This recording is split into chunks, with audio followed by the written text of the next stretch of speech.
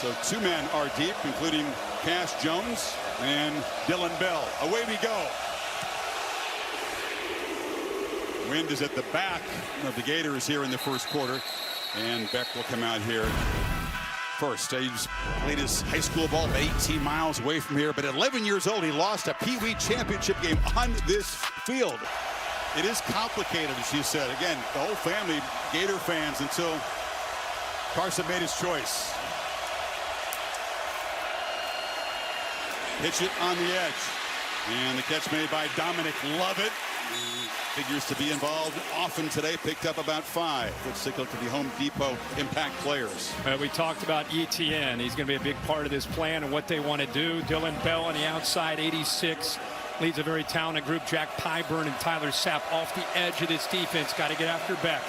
They fake it to ETN. Pitch it on the edge. Lovett, another catch. A very short gain. It'll set up third and about 2. This Georgia offensive line is getting healthier. Tate Ratledge not making the start, but he's available to go back in, Kirk, after missing 4 games. Yeah, I feel with Micah Morris in there, Xavier Truss been very strong with Rutledge out on that right side. Very physical. And the first carry of the day, and showing that leg drive. ETN moves forward, and it is going to be a first down. Yeah, boy, it looked, watching it live, like Caleb Banks might have got his right hand up near the face mask. I don't know if they didn't call anything. I don't know if he pulled on it, but he definitely came in high on that tackle. ETN says nothing but love for his former teammates, but it did sting them when he transferred to Georgia. No doubt about that. Yeah, and there's the look at it right there, 88. See him pulling, trying to keep him back, but he does get the first down. Nate Frazier spells him, and he's got the football. True freshman out of Compton, California. The guy you just talked about, Micah Morris, the starting right guard, is down on the field. I thought it was interesting, Kirby telling us this week that with the bye week, they still scouted their offense, been too much pass heavy. Want to get back to establishing that run with their backs that they have starting today. You're right, especially pass heavy early in games. Yeah. Mike Bobo, the play caller. Beck looking to throw on second down. That's an easy pitch and catch, and wide open there is Dylan Bell, one of his main targets. First down near midfield. They got 13. Yeah, when they give you that kind of cushion, you've got to take it. Carson Beck, good job of seeing this. It's an easy pitch and catch on that glance route with a corner sitting back at 8 to 10 yards. Florida's all about keep everything in front of them. They don't want to give up the big play. Pump fake, looking downfield, launches, jump ball, and trying to make a circus catch is Sokobe White, the freshman, just over his hand. Well, there's the pump and go double move. Remember, Florida early in the year, pretty good effort there with that right hand. Early in the year, this Florida defense, boy, oh boy, they were giving up more big plays through the air on the back end with bust or just getting beat. And they had to buy themselves around the end of September, changed everything defensively, more of a bend but don't break, safety's back, let's keep everything in front mentality. Their best corner, Jason Marshall, is out today injured. It's a serious problem. We'll talk about Florida's injuries on the offensive side, but the loss of Marshall, 35 straight starts. First game he's ever missed in his career. There's a flag on the field, by the way. Yes. I mean, what a game to miss, right? I mean, you work so hard and has some experience. I hate to see a guy that's any player that's ever out for the season, but especially when there you're is no looking foul forward on to the this one. play. It'll be third down. It's a shoulder injury that he hurt in the Kentucky game. Yeah. Chris just kind of keying, just watching these plays live. The right guard in there, Ratledge, looked good on his first couple plays here going up against Desmond Watson. I don't know what the official weight of big Desmond Watson is these days. They got him listed at 449. Welcome back, Tate Ratledge, after weeks off. You go up against a 450-pounder. That's a test of that ankle. The stability right away. Yeah. Cash Jones is the back. He's in motion. Beck has plenty of time, launches downfield, and it's Jones out of the backfield. Just overthrew him. He had a step. And the man covering him, Aaron Gates. Yeah, they motioned him out of the backfield to create this matchup one-on-one against 13. Here he is right here. He motions out. They get the matchup that they want. They go for it a lot on fourth down. You need about 4 here. Try that hurry, quick snap to try to see if they could get him to jump early in this game. Florida's defense amped up. They showed the discipline there. Chance for the Gators, big underdogs here to get off the field. And they need something to get them to believe early in this game. Play clock at 2. Wow. We're going to snap it. Yeah, delay a game, so they're going to get the stop that they wanted. 11 of 13 on 4th down. I'm a little surprised they didn't go for it right there. Yeah, me too. Especially the confidence that they have in their own defense. Well, they're going to pin a true freshman quarterback back deep if the punter, Brett Thorson, does his job. And one of 2 Aussies who are among the best in the country today. What a job he did against Texas. It was a big part of that win. And he does it all. I mean, he hit a boomer. He can also, like we'll see right here, he can pin you inside a 10-yard line. Just everything. You look how big he is. Pat McAfee would love him. Look at the size of this punter. It says 235. I'm saying it's north of that. He's a hoss. He's a big guy. Kicks it high with backspin. DK will watch it bounce out of bounds. That's what you want to do. Didn't pin him quite as deep as he was hoping. 13. He'll take over at the 13-yard line. So here comes DJ Lagway, the freshman 5-star out of Texas. His first taste of this rivalry game. It's about to happen. Comes to Florida when Graham Mertz had a concussion. He stepped in and he blew up Samford, 456 yards. Mertz then an ACL out for the year, and it's been Lagway's show since then. He got them into overtime in the loss to Tennessee, beat Kentucky, and here we go. The Georgia Bulldogs in his 3rd career start. Jacoby Jackson in the end around. They try to piece together a running game, Kirk, without their best back, Montrell Johnson, today. Yeah, that is a significant loss, especially when you have a freshman quarterback. Jaden Ball's got to be able to run. Another true freshman. Badger on the outside gets downfield, does a really good job. Michael Williams, boy, a dynamic difference maker, along with 11. Walker, who moves from that off-ball middle linebacker up to the edge in those passing downs. They need some yards on 2nd down. You do not want to put this true freshman in this environment at 3rd and 7 and 3rd and 8. And they get a burst up the middle. Shoestring tackle on Jacoby Jackson by C.J. Allen. It'll set up a 3rd and short. This is a Florida offensive line that's got some dudes trying to play through some injuries. Damian George, their right guard, struggling to play today. Slaughter really has been the difference for these guys turning the corner with the freshman. The leader, the anchor, does a great job of making the calls and taking some of it off of Lagway.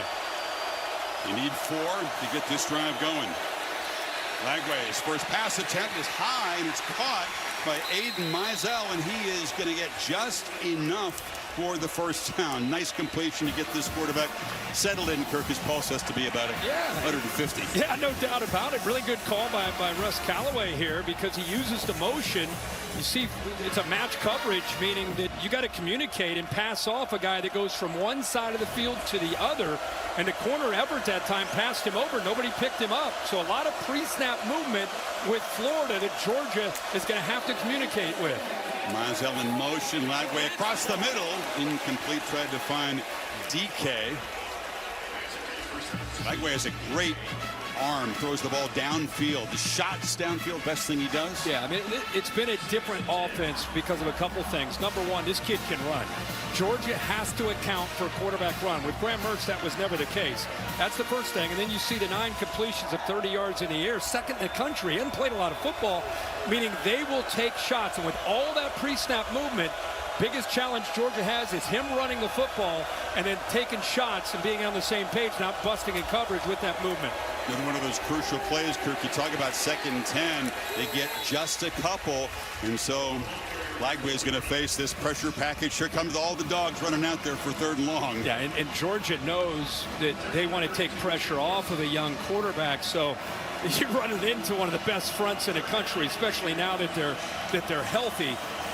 And it's been a different defense that we saw in Austin from where they were early in the year when they had some injuries up front after the Clemson game. Number 11, Jalen Walker. Michael Williams, number 13. They just terrorized Ewers and the Longhorns in Austin. And Lagway will take off, and long way to go. Not going to get there. Knocked down about 3 yards short of the marker. And the punt team will come out. K.J. Bolden filling in for Dan Jackson. He sits out the first half, as does John L. Aguero. Both guys were guilty of targeting in the second half in Austin. Yeah, they don't have a ton of depth there. They both are. They'll be back in the second half like you mentioned. But K.J. Bolden is talented of a true freshman as there is in college football this year. Does a great job playing with poise on that back end. Good blitz that time on third down by Chris Cole, the former safety who has moved to backer. Did a nice job there, flushing Lagway out of there. Malachi Stark, starting safety, back as a returner. Jeremy Crawshaw, the other talented Aussie, just booms it down there. Breeze at his back, and it's a long punt. And the Gators able to flip the field. As Starks has dropped at the 11-yard line after a 58-yard punt. Billy Napier grew up in Georgia, knows all about this rivalry, although he didn't play at either school. Dogs from the 12. Cass Jones is the back. And it's a pop pass around the edge. Bell, they use in many ways, and he patiently picks his way for about 8 yards. The tight ends here doing their job. Jurisic, 84, is going to lead the way. Keep an eye on this block right here and watch what he does. Just, you're going out to the outside. You need to be able to pick up blocks, be able to stretch it, and get this. Bell almost runs it more as a running back when they get him these gadget plays. He's a very talented player, but great blocks to help spring him loose there, get positive yards after being really pushed back deep in their own territory after that 60 net punt. Etienne over the left side, well aware how emotional this game was going to be for him. Kirby Smart told us that the Georgia sports psychologist had a nice little conference with him, telling him to, because he's an emotional guy anyway. Yeah. Just be calm, be composed, as bad as he wants to do well. Yeah, and he said it again with Holly there, and just the open, just composure, and you know, big part. I think that's been a big theme all week, and especially with him and Carson Beck because of his ties here locally. But now it's just about execution, right? Now it's just about going out there and doing your job. They fake it to him on first down. Back eyeing downfield across the middle. Has Arian Smith wide open. And the Dogs' dangerous receiver moves the football to midfield. Picked up 25. Boy, he does a good job. Watch the action and how it affects these linebackers. It makes him move around. Beck looks to his left. He comes back to his right. And it opens up perfectly because of the tight end clearing that underneath coverage from that Gators defense. Good patience that time by Carson Beck, and he throws it right on the money. Smith, one of the many players who grew up around this rivalry, comes from North Florida, over near the Tampa area in Polk County. Again, the fake to Etienne. Beck aggressively pushing the ball downfield. That was a little bit behind Lovett, and it's incomplete. Well, he had it. You know, Lovett has taken over there in the slot this year for Ladd McConkey, and more than capable. Balls behind him. He had a step there. He was actually pulling away from Bridges, the safety, the transfer out of Oregon. 1st and 10, they decided to throw the football, which has been really a common theme for them all year. They're 120th in the country with how many times they're running the football. You run it here to Etienne, averaging almost 300 passing yards. I think we both expect Beck to play well today. You know, despite being keyed up, you know, he's had some troubles. You got multiple interception games. 3 of the last 4, didn't have one all of last year. And I think you feel he's sometimes just kind of guiding the ball a little bit. I do. I just think that anytime, and it's not easy when you get so much preseason hype. And I think sometimes these guys in the college game, they press a bit. You know, I'm not saying all the time, but there's certain times I think if you watch him compared to where he was a year ago, when he was a bit of a surprise, you didn't see that. This year, I think you have seen more of it. 3rd and 9. Love it. Nice run after the catch, and it's enough for a first down. Impossible not to miss Brock Bowers, Ladd McConkey, who are leading their NFL teams in receptions as rookies. And the trust is still being built up, I feel like, with Beck in this group. I agree. I think, watch this right here. That's speaking of trust. He's making sure that everybody sees what he sees, which is a big cushion on that right side. Making sure, check the little hand signals. Everything was about communication. They've had some miscues early here against Alabama. This time right on the same page. Deep drop, flag down, ball caught across the middle at the 22-yard line by Dylan Bell, but that's in the area where you suggest might be against the offensive line. Right tackle, Trust definitely pulled a guy down. 73. 10-yard penalty from the previous spot. First down. 50-year senior. Right here.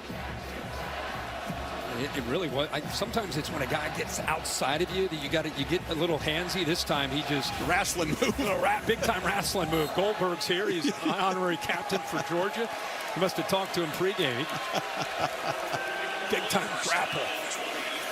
Sets it back at 1st and 20. I'll give you a shot at Goldberg, who's in the Hall of Fame for this game. This game's so big there's a Hall of Fame just for this rivalry game. ETN around the edge, and they rip at the football. He holds on to it. Here's Bill Goldberg. He was an all-SEC guy.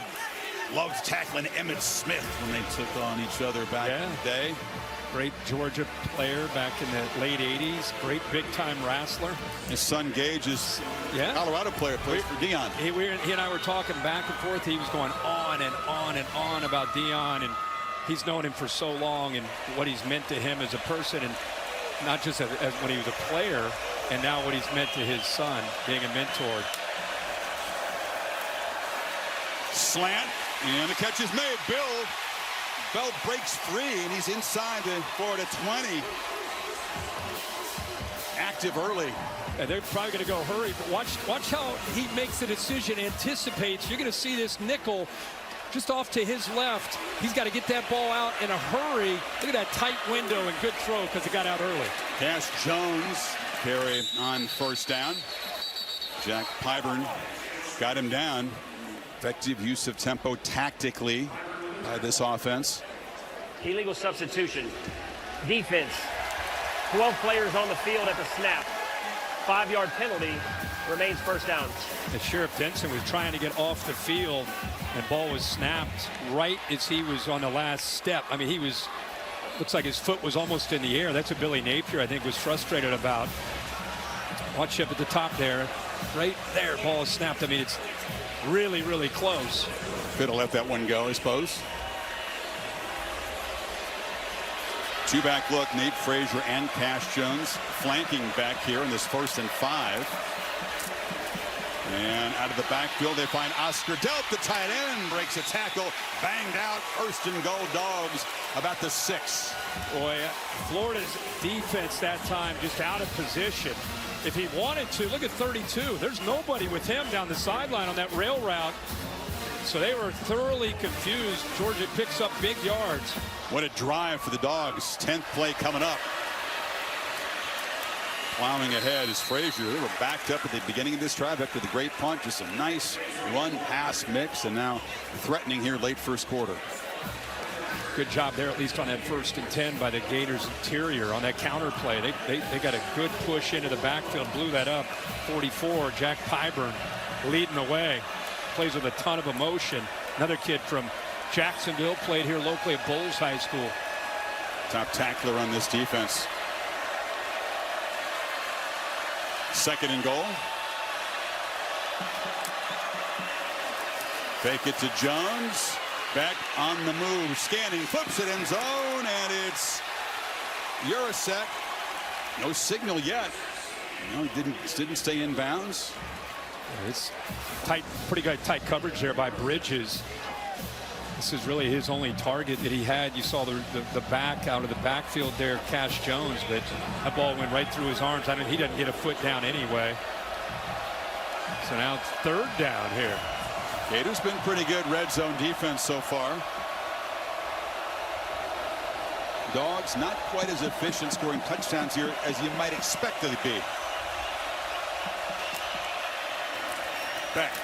Sets, and the ball is batted down at the line of scrimmage, and this Gator defense makes a nice stand. It's Jordan Castile. They bring pressure here, kind of roll the dice on 3rd down and say, hey, we're gonna give it a chance and see what we can do.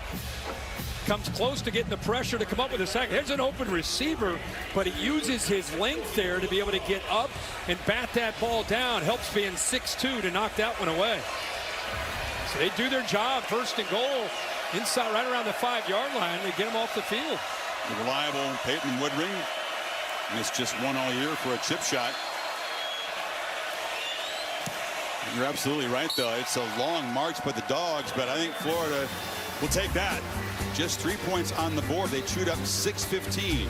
LSU didn't have an answer. South Carolina has had a week to get ready. Always dangerous to go to Columbia at night. Can't wait to watch that one after this. At one point, Urban Meyer, Steve Spurrier dominating, and of course now we have Kirby. It's crazy. Last 50 split in half. I'll say this, brother. We're overdue for a close one. Yeah. Last 10 have been double digits. Yeah, good. All right. This Jaden Baugh takes the pitch, and the freshman builds some steam and picks up about 7. He comes from Atlanta. When they started Baugh and Lagway together, first time in Florida history that ever started a running back and a quarterback, true freshman, same game. Yeah. Done it twice now. Yeah, I mean, you're seeing a little bit more now because of the development of these players. But nice way to start that first play of this drive. Behind that left side and zone play. Nice double teams. Tough to do against Georgia's defense, as we know. 227-pounder, strong, has great instincts and a big future, does Baugh. Comes from Atlanta. Important game for him against the Dogs here. He's got the football again, and he slipped as he tried to make a cut, and he ran right into Chaz Chambliss, and that's never a good idea. So 3rd and short coming up now. Well, all that movement. I mean, they must have had 3 different aspects within that. They at one point started with Badger on the right. They moved him over to the left. Then they're going to move the tight ends. That's the last thing they did. They motion him over. Georgia has simplified this week. They want to be able to get their cleats in the ground, not worry about all that adjustment, having to adjust to the movement. Gators, to get this drive going, need a long yard. The defense was on the field a long time. Don't want to send them right back out there. And they've just got a tougher job now. A 5-yard penalty will make this a much trickier third down. Offense, number 65. 5-yard penalty, remains third down. It's Brandon Crenshaw-Dixon. Chris, this interesting thing, Jake Slaughter with the Georgia movement on this play. Watch his hand come up and adjust to the movement. And once he does that, he has to communicate. And that communication makes that snap late. Everyone else moved. He had to worry about that movement, and it made him just a second late on the snap. It's a great spot. Dogs crowding the line now on 3rd and 6. Lagway from the pocket, trying to escape, flips it high and incomplete over the middle. He had Arliss Boardingham, the tight end, open, but airmailed it a little bit. And it's going to be 4th down. As you would expect, this defense is dialed in on the threat of the quarterback taking off. Bolden, the safety, he came down almost as a 3rd linebacker. So you had 2 linebackers and a safety there to account for the threat of the young freshman who has the ability to run the football. They forced him to have to throw it. Ball got away from him there. Good job of being disciplined by Georgia on defense. So Lagway with his tough assignment, 1 of 3 passing so far for just 4 yards, and Crawshaw in trying to come up with another big punt. Drives, starts back to the 18, and there's a chance to get going a little bit. Tough for the coverage team to get down here that quickly. Carson Beck with screens and just quick throws. Take those yards and let your athletes do the work after the catch. Running left, Frazier making tackles, and a solid 1st down gain, what's going to be the final play of the first quarter. 92nd year it's been played here in Jacksonville. Played here ever since the home of the Jaguars was built in '95. 2nd and 3. Etienne hasn't really made a big impact yet. He's dragged down after a short gain. It'll be enough to move the 6. Joey Slackman on the tackle. Holly mentioned that Tate Ratledge, who came in for Micah Morris, they'd be rotating. She mentioned that Micah is okay. He's in fact back out there at right guard. Went down early with an injury, walked off, got looked at, taped him up, and good to see him. He's been a powerful force in for Ratledge, who's been down with an injury. Toughest player on the team, says Kirby Smart. Yeah.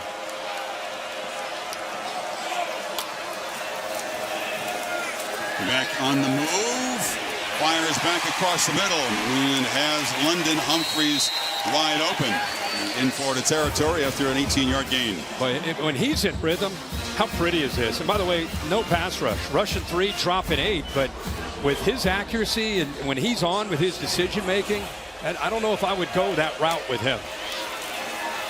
There's a 4-man rush, and again, plenty of time to backpedal and look down the field. He threw it into harm's way, and it's intercepted. Devin Moore for the Gators trying to make a big play. Still running, knocked down finally at the 43. And the interception problems for Carson Beck continue. Threw it into double coverage. Yeah, well, Devin Moore was actually up tight. And then it comes off of the running back who's out of the backfield. He's out over here.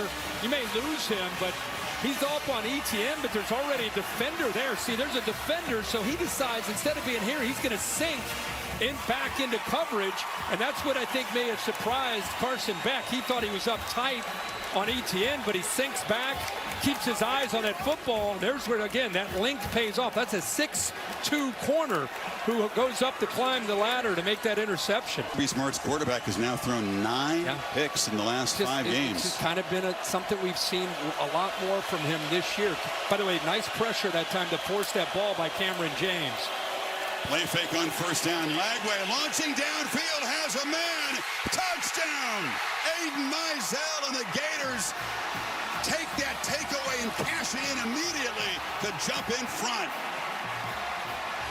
Run the football, and then the play-action shots. I'm not real sure. Oh, there's the umpire. I'm not real sure what Malachi Starks is looking at, but he's up with his eyes in the backfield. Does not do a good job of getting back, anticipating that those receivers to his right, they're potentially, again, if you think about what they're going to do, they're going to take shots. They're going to hit those deep crossers, posts, seam routes. That time he just got lost, got behind Starks, and there's Lagway with the accuracy on those deep throws.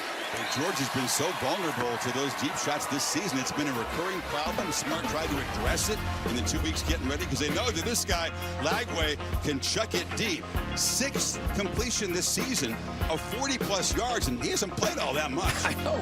Second to nation.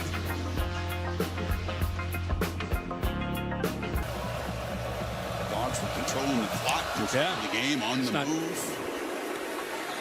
The two things that Georgia knew that were going to be a challenge, and what Florida had to do was, number one, they wanted to be able to get Carson Beck off of his spot, and they did with Cameron James up at the top, just flushing him out. It's a different Carson Beck when you get him off his spot, and this is what we were talking about. Good job here, feeling it. There's already a defender there. So right there, he releases the ball, and as he does, that's exactly where you end up getting the interception. And then the very next play, sudden change. Malachi Starks with his eyes in the backfield, maybe on that crossing route underneath, and loses the other side with Michael getting behind him for the touchdown. Back across the middle, wide open. Jurasek and the tight end rumbling into Gator territory. Beck right back to work. He's been pretty good this year, just kind of moving on after a mistake. That's exactly what I was thinking. We've called so many of his games, you know, whether it's Alabama or Texas, where he's had some mistakes. Nice 31-yard gain. It's the response. And, man, that's what you really want to see from a quarterback. Everyone's going to make mistakes. What does he go down? Does he kind of get worried, get a little more conservative? Instead, like you said, very next chance, throws a strike to the tight end.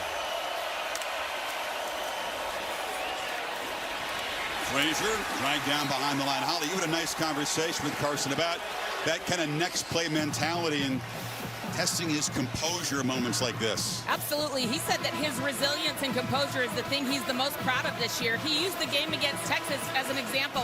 100,000 people, momentum against you, and he had already thrown 3 picks. And he said, I had a chance on the 10-yard line, 3rd and 12. I knew I didn't have a choice. I just had to make that play. If I think about what happened before, I don't make the right play for my team. He's going to move on quickly from that mistake. And that was the big completion to Smith on 3rd down. Then they had the flea flicker the next play. And all of a sudden, the lead was secure. Here comes a flag on the tackle behind the line of scrimmage there. Love it, and was brought down by Aaron Gates. Had it in the face mask. The big fella, Desmond Watson. He's out there playing with a lot of energy. 450 pounds. I think he got the face mask. A lot of right energy, there. A lot of body, a lot of hair, a lot of face mask. Yeah, he got it. He definitely got it. Personal foul. Well, that was Face a big mask. stop, by the way. They had 3 or 4 defenders there. You're talking about 3rd down and long, and now because of that face mask, 15 yards and plus territory. Let's talk about the bulk. Do you understand, like, the strength of that man? The folks in the weight room, he is an absolute monster in the weight room. Oh, I mean, better be. I mean, look at that. He's a big dude. But you look at that and you think athlete. Yeah. I know. Billy Napier's fired up. He's saying that he didn't get the face mask, that he got underneath the face mask, but I think it looked like he grabbed it. Oh, the catch plus the penalty moves the ball to the 31. Beck has plenty of time across the middle. Throws another pick. He picked off by Aaron Gates. Back-to-back possessions, and Gates is still going. Tackled out near midfield. My goodness. This is just great job by Florida, but another bad decision by Carson Beck.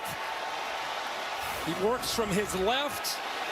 He's going to get pressure right here by this defensive end. Caleb Banks does a good job of winning, just enough to make Carson Beck feel him. But you get from behind, you look at this throw. He throws it into a tight window again. There's two different Gators there ready to make the interception. Gates, who's off to a big start, makes the pick for the Gators. Let's take a look at the AT&T clicker. Ratledge is back in the game. Morris moves over to left guard, and then a backup now at tackle in Monroe Freeling, and they bring the blitz. It creates a one-on-one on this left side of the Georgia defense. See this right here? So you get pressure. Beck's looking left. He comes back right. They want to move him off his spot. And then look at the decision downfield where he tried to squeeze this ball in between two defenders. Gators take advantage of it. Remember, they just turned the last turnover. Next play around midfield, they hit a touchdown downfield. This is 4 out of 5 games now, multiple picks. I think we thought that he would cure that problem, play well in this game. But the Gators were set up near midfield, trying to add to an unlikely early lead. Jaden Baugh has it off the right side. Kirby Smart got up with his quarterback, tried to put an arm on either side of his neck, and they got face to face. What do you think he was saying? I don't, he's just trying to encourage him, trying to tell him he believes. Ja'Cory Thomas, by the way, Chris, just went down. Remember, Aguero's out because of the targeting against Texas. He's normally in that slot spot. Thomas is in for him now. Dan Jackson, the other safety, was out for the first half. So they're very thin on the back end. And now for Thomas to go down here, that is not good news.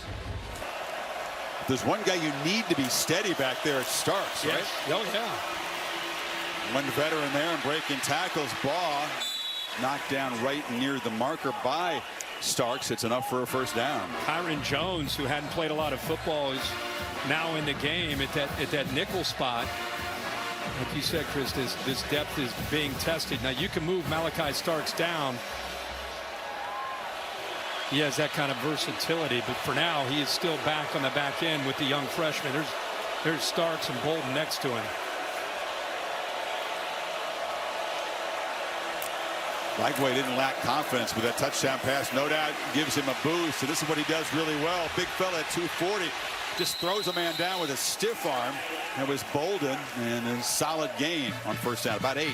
Well, that backup safety who's in the game right now, he's right here, and that's who he's reading on the edge of this defense. And when he bites down, Jones bites down, this is what you have to defend. And if he gets a block, a better block by the receiver, Badger, and he would have been able to go downfield and picked up way more positive yards. Definitely a first down. See the power of Lagway. And he's got the football, makes a cut. He's not explosive, not sudden, but moves really well for a big man. When he gets in open space, he's hard to get down. That's another first down. Yeah, same play. They just run it the other way. This time reading, I think that was Ingram Dawkins, 93. But back-to-back zone reads, reminding this defense that the quarterback is a threat in the run game. Like you say, more of a powerful runner, but still got to account for him. That's where they can get to their play-action game. Downfield shots. Get the eyes into the backfield, worrying about him. Baugh again bounces it. Dogs give up the edge, and Baugh again a huge gain. They're way ahead in the pitch count this series. Pick up 8 more on first. Yeah, you got around Damian Wilson, 10, who was setting the edge there for the Dogs defense. But this is what Florida wants. You know, you want to pull off an upset, you got to win special teams. They had a 60-yard punt that pinned Georgia back earlier. Turnovers, they're +2. Win in the red zone, they're being able to hold Georgia to a field goal. Big plays, good plays on 1st and 10. Keep away from 3rd and long for the young freshman. Doing everything you need to do here in this first half.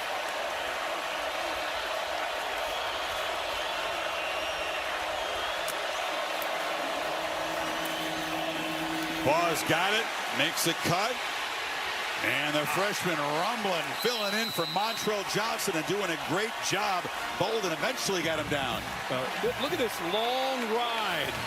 He's trying to make his mind up on watch how long this takes. Fake to the receiver, gives it to the back. By the way, that's, again, to remind people, true freshman quarterback handing off to a true freshman running back against that Georgia defense.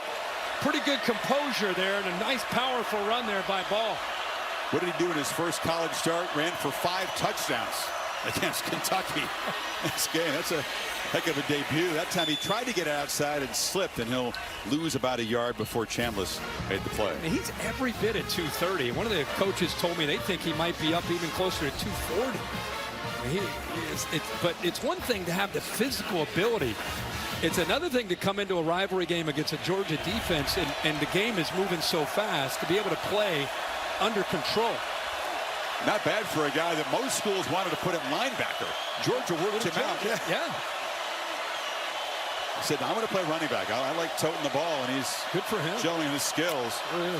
Jacoby Jackson spells him. Lagway on the move, flips it to the end zone, not just threw it away. Nobody open there, and Michael Williams was coming after him. He had great defense there. Took every option that he had here. Now we just talked about keeping him out of 3rd and long. Cannot wait to see what Glenn Schumann and Kirby Smart come up with here in the red zone. 3rd down here in 11. Are they going to dial up pressure or rely on their front with Walker and Williams? Get home. They're going to keep them both on the same side. Off to the quarterback's left. The defense is right. You have 13 and 11. 2 of the best rushers in the country. 2 receivers to each side. Jackson is the back, and now he goes in motion. Lagway against a 4-man rush. Long throw incomplete off the hands of Fordingham, and they'll send out the field goal team. Yeah, tight man coverage, even just rushing the 4. What a luxury, being able to rush 4 and then have still enough to have a spy with C.J. Allen in case they try to have the quarterback create. So everything locked down, those last 2 plays by the Dogs defense. 9 plays to move it to 37 yards. Trey Smack from 32 to make this a 7-point Florida lead.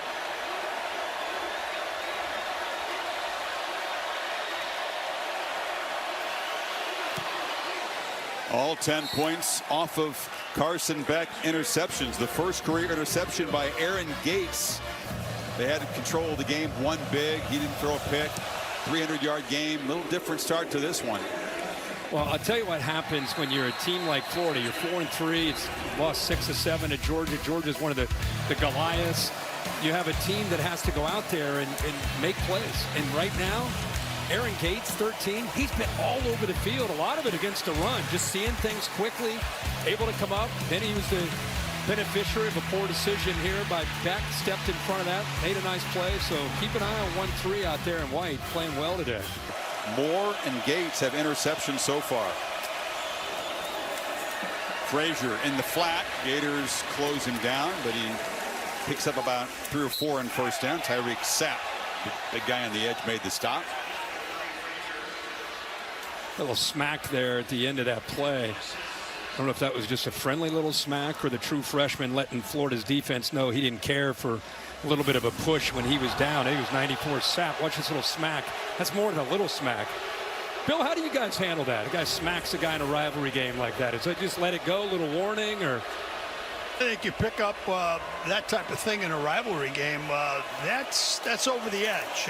You need to get on it right away. Here's the fired up Frazier knocked down. Talked to the officials before the game. They're well aware of the emotions that over the years have kind of boiled over. It's been an ornery game. There's been plenty of tempers, flair. You talk about a lot of these guys from this region. My man Nate Frazier's from Mater Dei out in California. He's feeling that rivalry in this game, smacking Gators' heads like that. Big 3rd down. You know, Lagway's from Texas, Frazier from California. Recruiting has changed. It's not just guys from this region making up these 2 rosters. It's obviously 2 programs that recruit nationally much more than they used to. Beck trying to convert on 3rd down. Has plenty of time. Now he's running out of it, and he'll be sacked. A coverage sack by the Gators, and eventually Derek Wingo dropped him, and Florida gets off the field again with another stop. They went with a high-low into the boundary. It's where his eyes go initially, here and then underneath. But Florida does a good job of taking that away. Watch his eyes. He looks. Then he doesn't have an answer on the backside. And because he's thrown a couple picks here early in his game, he's not going to try to just come back to the left and just try to throw one to a tight window. Now he's holding on to the football. So how about the Gators playing some defense today? Inspired effort. Thorson boots it. It's a line drive that drives DK back to the 25, and he makes the fair catch. They need a spark, and they're so talented. Spark could come at any moment. Lagway running all the way, dives down after about 3. Holly, what do you have? Guys, good news for Georgia's defense. Ja'Cory Thomas can return to this game. He's got a left quad injury. I saw him on the bike working it out. Saw an athletic trainer give him some kind of oral medication, but he can return, and that's important because they're running thin in that secondary from a depth standpoint. You got 2 guys down on the field. KJ Bolden got up slowly, and that's Lagway clutching the back of his leg. Grabbed that left hamstring when he got done.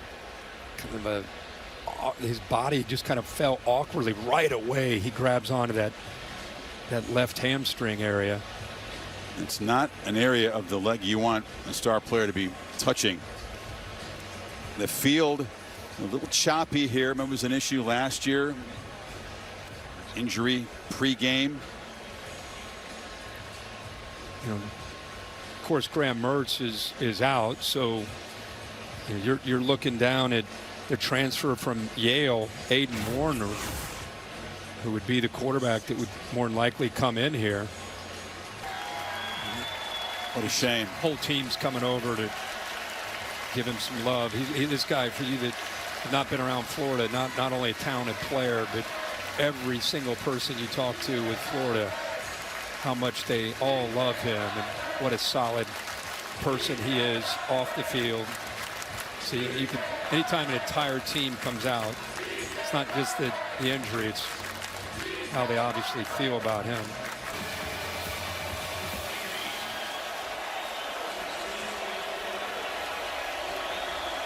Facing a Georgia defense that's eager to make a play, try to turn things back their way. His first play is going to be a pass attempt, and he's going to go right down the field, and it's overthrown. It was Marcus Burke. Julian Humphrey in coverage, so they take a shot in this first play. Yeah, everybody on Georgia probably thinking they're going to go with a run. Instead, they do take a shot. Good coverage, not surprised there by Humphrey's in position, the safety coming over. I mean, think about this. Graham Mertz had so much experience at Wisconsin. He goes down, played here last year at Florida. There he is. He goes down, Lagway, true freshman, and now you go to a transfer from Yale. Who faces a 3rd and 7. Warner trying to make a play on the move. Still got the ball. Going to run for it. Flag is out as he's knocked out of bounds short of the marker back in the offensive pit area. Another hold by Barber, the left tackle. Nothing against Yale. Yale's a great program. I'm just saying that, you're going from a true freshman to now a transfer from a smaller school. You're also going from the bench. You get, getting like right. 3rd team reps a lot of the season. 3rd guy, yeah. 2nd team reps since Mertz went out. Holding. Offense, number 58. The penalty is declined. 4th down. And you're facing Georgia, so yeah, it's a tough assignment for I Aiden think Warner. When you talked to Billy Napier, you said, or maybe it's Russ Callaway. There's the hold right there on Allen by the left tackle. I thought it was interesting. He said, when he first got here, we were just kind of wondering if he was going to be able to adjust to the SEC speed. And then when he got into some scrimmages, he started to really show what he could do. We were really impressed. So.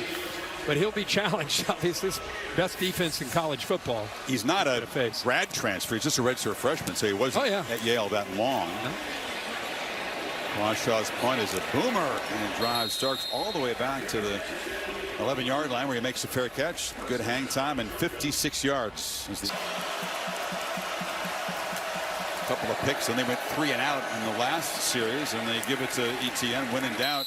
Toss it to number 1, but not much space. Picks up a couple. I tell you, man, they are doing a really good job. They do a nice job of rotating like a lot of teams do.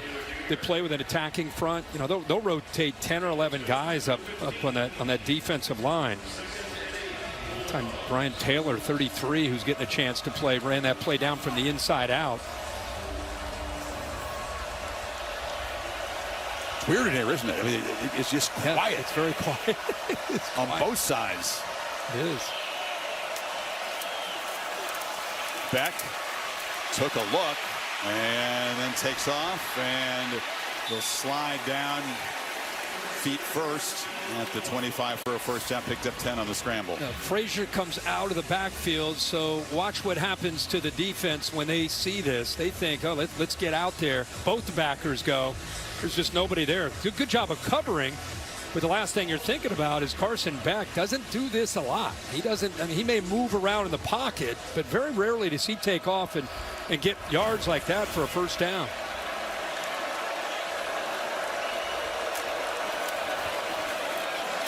Frazier, the middle. Again, you're talking about a guy that played 3 years without starting, backed up Stetson Bennett, watched Dogs teammates older than he was, winning national championships, waiting his turn. You know, last year, things are on course, but then loses the first time as a starter to Alabama in the SEC championship game. So driven to come back this season, and all their goals are still in play. And there's still chapters to be written, but this is not the way Carson Beck envisioned it. The game in his hometown. Wobbly throw across the middle. Oscar Delp goes down and make the catch. It's enough for a first down. Should mention they've gone back to that original starting lineup up front. Ernest Green, Fairchild, Wilson, Morris, and Truss. Since 2000, 2 starting quarterbacks with a 3-0 record in this rivalry. Who are they? It's not Tebow. I know he didn't. Leak started maybe one of those, and they lost one of those. They lost 1 year. 7, 8, 9. 07, 8, 9. I'm thinking Spurrier era. Well, they said since 2000. I'm going to say one of them is Sexy Rexy Grossman. They were winning games. That's a good one. I don't know. I have no idea who the other would be. Maybe it's a Georgia guy. Hold on a Complete second. back on the run. Check this out too. Trevor Etienne heading to the Georgia locker room. That's why we've been seeing so much of Nate Frazier. It's great to see him walk. I mean, he looks like he's feeling okay as far as his legs, but for some reason he's in there. So you're rotating. You're getting a little bit of Cash Jones, but a lot of Nate Frazier, the freshman. And Lagway out of the game. So many high-profile players today injured coming in, and the injuries piling up within the game. And the pitch, trying to get to the edge. And Frazier picks up a solid gain. He's going to set up 3rd and 3. Dijon Johnson, one of those guys stepping in as the starting corner, made the play. For looking down at my notes, the very first thing talking to Mike Bobo this week was we got to get Trevor Etienne going. You know, coming off that Texas game, having a bye, felt that, you know, the way Florida plays defense, where they put safeties back, we got to win the line of scrimmage, we got to run the football, get those safeties to come down, and then let Beck go to work. And now Etienne goes down, and now it's more about Frazier. Here comes the pressure. They're down, and it's batted down for the second time. So Beck, interception problems, and also the Gators batting passes away. That's big Cam Jackson. And this Gator defense gets another stop. Here comes the punt team. Yeah, they brought 7 that time, but you're right, Chris. We saw Castile earlier knock a ball down off of a blitz, and this time big Cam Jackson, who is 6'6", 342.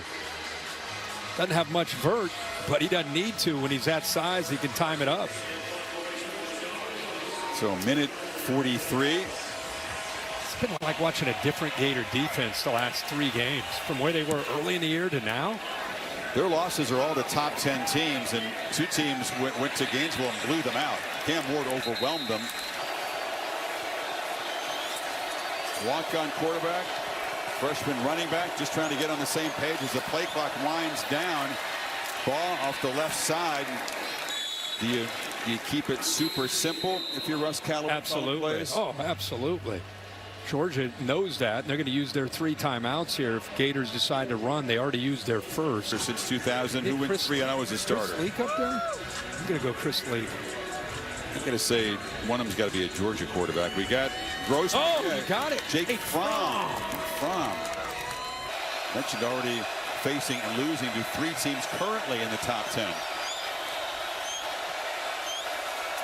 2nd and 9. Georgia fans making it loud on this inexperienced quarterback who delivers a long throw and a huge hit, and a flag comes in.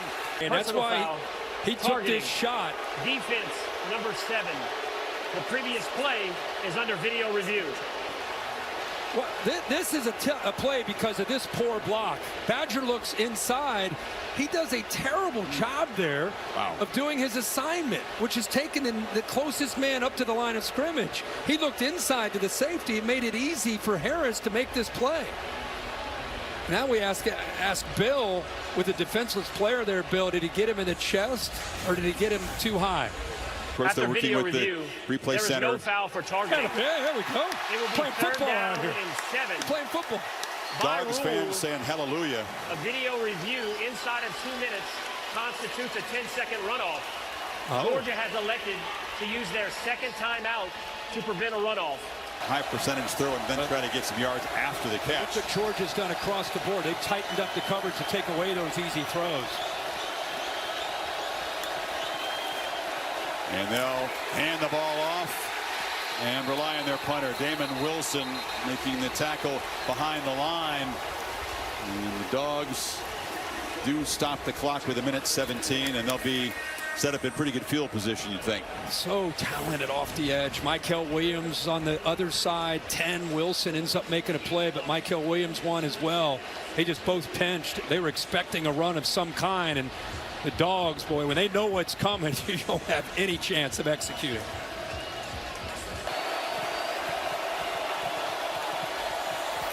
Georgia doesn't come after it and try to set up a return. It's a high boot, and Starks waves for a fair catch in Gator territory at the 48. No TN again. It's Cash Jones at the back.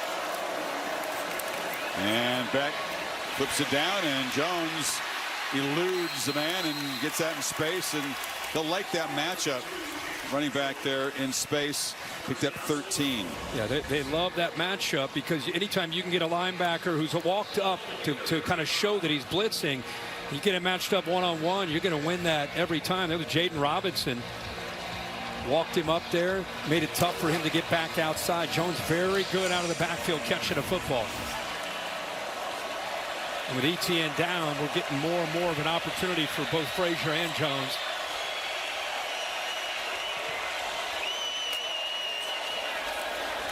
Late pressure, back, high throw off the hands of Dylan Bell. Certainly catchable, but a late runner came at Beck that time. They ended up bringing 13 Gates, but he got this ball off well before the pressure. Another drop. Ball's right through his hands, a little high. It's a ball that Bell normally would catch. But again, keep in mind, they're out of timeouts. 1:02 left. Anytime you're going to catch that football, there's a good chance Florida's able to tackle him inbounds.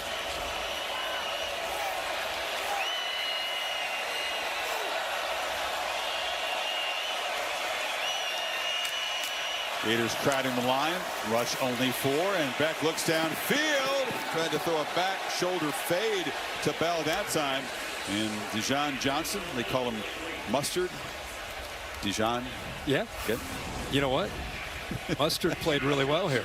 Look, I mean, that's against Bell. Look at his speed there. I mean, he's in phase, meaning he is stride for stride right next to Bell. Making his first start today again with with a heck of a job. Jason Marshall out, so it's 3rd and 10. Good size, 6'1", 200 pounds, had safety support behind him, allowed him to be a little bit more aggressive, but he was right there in position. See if Florida dials up heat on 3rd down, which they've been doing a lot of with these backers, or if they're just showing it and backing out. In field goal range, got to hurry here, just got the snap off, back over the middle, and it's caught and then dropped off the hands, almost a 3rd interception. Gates was over there in the area. Then Smith got his hands on it. Well, we just circle these backers and they bring them, and it looked like Shamar James ended up getting home. But look at this decision again. Look where he's throwing this football. This ball's coming out, and there's a Gator right there waiting for it. Almost comes up with a third interception on the day for the Gators defense. So instead, chance to pick up 3 as Peyton Woodring trots out for a 53-yard attempt. It would be within a couple yards of his career long. Woodring trying to salvage something. It's already been a disappointing series. You take over at the +48, and instead of getting a drive going, you go basically 3 and out and settle for a 53-yard field goal. Great job by Woodring to bang it through into the hold it back. And so it's a 10-6 Florida lead. Well, at least they were able to get the points. They have. It's been a series, as you know, Holly, that hasn't really lent itself to huge upsets. You've never had an unranked team beat a top 5 team. That's the setup coming in today. Never happened in the history of this Georgia-Florida game. It would be surprising to most if they did something other than just hand the ball off here and get to halftime. Play clock down to 2. And that's Jackson falling for about 9. Gators do have a couple timeouts if they choose. And see, that's going to be what you're going to see in the second half. I mean, you're going to put this game on the back of your offensive line, which, according to what they told us this week, after the bye, that's what they did anyway. So they ran the football, and then Florida calls a timeout. 34 seconds. They'll run it again, and Jackson has some space. Look out. Jackson rumbles into Georgia territory. They still have 1 timeout left. 28 seconds to go, and against all odds, the Gators threatening to do something with this possession. We got 18 there. Yeah, what a job here with Russ Callaway. Look at this play. This formation. Most of the Georgia defense, once you motion, this man went over, defender followed him. Look back here. Look how many defenders are back here. And that's a nice job by the offensive line, but really an assist to me by the formation. C3 coming over there a little bit late, C.J. Allen. But that's a good job of just the execution of a team that called a time. And you don't see that. Back-to-back runs and have a shot that maybe get into field goal range. There you see Smack. If they get about 15 more yards, they're within his range to add to this lead before halftime. Hand it off again. Jackson, a lot of grit and move the pile. He's using up some seconds, and they'll finally blow it dead after about a 7-yard gain. Big Austin Barber got behind him there, was pushing. Harris, the left guard, pushing. Expect Georgia to get up tight the way they are. Just try to take away those quick outs where they can get out of bounds. They're going to try to run and then go quick field goal. Tried to get a hard count to get 5 yards. Dogs didn't bite. And Warner throws a slant, and it's enough to move the sticks. Marcus Burke with his 4th catch of the season went down low. I can't believe that actually got in there. I think Harris gave up on the play thinking that it was no way they're going to catch this. Did he keep his hands below the football? Tremendous job by Burke, who's a tall receiver. He's also a Jacksonville guy. Yeah, he touched the ground. That angle shows. Great look at it there. Wheels are turning as Napier tries to add to this 4-point lead. Warner delivers a shot in traffic. The catch is made. They got to hurry up and now get they there can and spike the ball. Yeah, just spike it. Clock will stop with the first down, so they're going to have plenty of time. That's a tremendous job. Force them to throw and they catch it, and then everybody hustling up there. They spike it very quickly. And Trey Smack is going to have a chance. Hey, that was an illegal formation. Every single guy was on the line. You got to have, including the quarterback. I can't see if we look at from a side view here. I don't know if they had enough guys in a backfield. But nothing is called on the field. I thought it might have been an illegal formation. It is something you could look at. He wanted to buzz down, but Smack, meanwhile, this drive gives him a shot from 53, and he will drive it through. Wow. impressive use of the clock and poise, and Aiden Warner, Jacoby Jackson, this offensive line moved the ball 40 yards in 40 seconds and add to the lead. Yeah, unbelievable job here. As you say, Chris, I think Florida just looking to work this clock, be happy with the lead, get the ball to start the second half, but they're able to run the football for the most part down and get in position for Smack to put it through. But what an eventful and in some ways deflating first half of the system, and clearly very well prepared coming into this game, even though he's behind Lagway. Well, Coach, what happened with DJ Lagway? He's got a hamstring, pretty significant one, but he's a tough kid. And look, I can promise you one thing, this team will rally behind him for sure. We already saw that. What changes with your play calling with Aiden Varner in there now for you? Well, the Yale transfer, that's both parents are double Gators, right? So, you know, Aiden's impressed me, and he's earned that backup role, and he's had some great practices the last couple weeks. So we got to play well around him. We got to play with balance, and then he's got to be a good decision maker. We got to continue to play good on defense and find some place in the kicking game. And then just quickly, that was textbook execution on that last field goal. Proud were you of that event? A good situational football. You know, we told the team before the game, we know what the mission is, and we got the men to do it. And 13-6, we got 30 more minutes. Thank you, Coach. All right, thank you.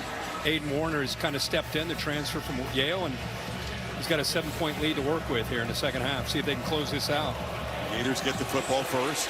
Again, Lagway only playing because of a season-ending knee injury to Graham Mertz. Meanwhile, on the Georgia side, the concern is for Trevor Etienne. He's just trying too hard. Got to make some better throws and better decisions over the middle. Good stuff, Holly. Meanwhile, Warner, this transfer from Yale, comes from the Orlando area, living his dream here. And the pass is incomplete on the crossing route. Couldn't get it to DK. So you go from being a big Gator fan to being a Gator quarterback in the rivalry game against Georgia, trying to protect the lead. Yeah, but again, Georgia to a haven. Well, that's a little different, right? But watch him at the line of scrimmage, man. I mean, I feel like they love this outside zone. I think they feel like they have something. That was what we saw a lot of at the end of that first half, that drive that they had. It got them into field goal range to give them a 7-point lead. 2nd and 10 run off the left side. Able to produce 7 yards. Yeah, they keep working that outside, the double team on the edge, and then try to get up to the linebacker. Georgia defense now does get back Dan Jackson, their stalwart safety, and Janelle Aguero, who plays the star position, suspended for the first half, but suddenly you get 2 key guys back there.